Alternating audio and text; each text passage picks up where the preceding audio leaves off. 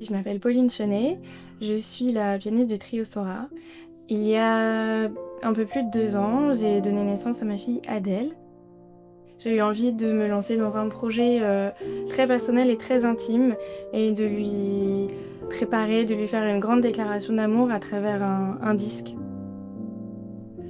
J'ai mis mon cœur à nu, que ce soit dans les mots du livret ou dans la musique. Dans les pièces que j'ai choisies et dans mon interprétation, j'ai vraiment voulu faire une déclaration d'amour à ma fille. Ce CD, il est vraiment pour ma fille et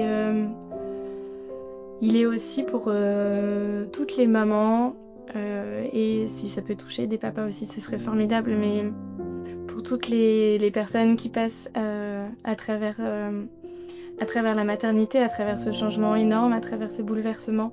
J'ai voulu que ce soit très personnel, très intime.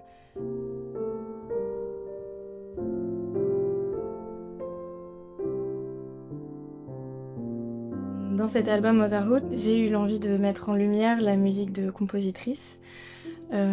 Qu'elle soit ou non mère, ça m'a semblé important en tant que femme de pouvoir mettre en lumière cette musique.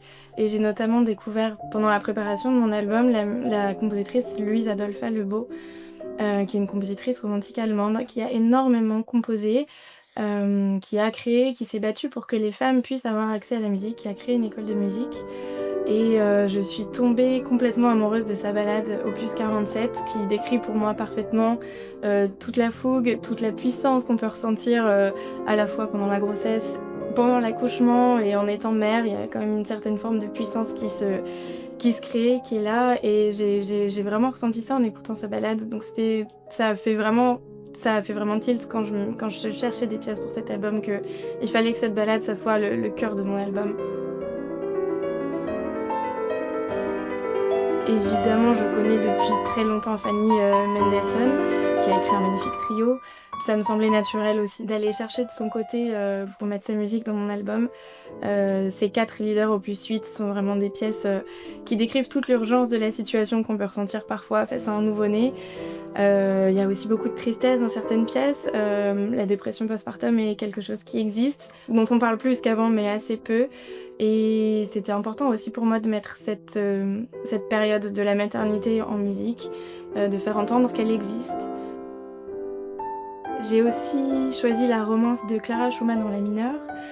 C'est une romance qui est teintée de nostalgie, qui est pleine de tendresse et évidemment la tendresse, ça fait partie de la maternité.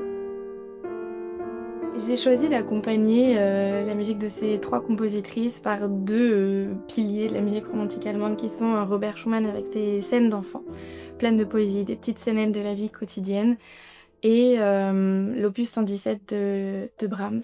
À l'époque, Brahms considérait ces pièces comme des berceuses, mais il a refusé de les appeler berceuses. Il a dit que s'il devait les appeler berceuses, il les appellerait berceuses pour une mère malheureuse. Il cite un poème qui fait «Dors mon enfant, dors paisible et sage, j'ai tant de peine à te voir pleurer». Et c'est toute la réalité, je trouve.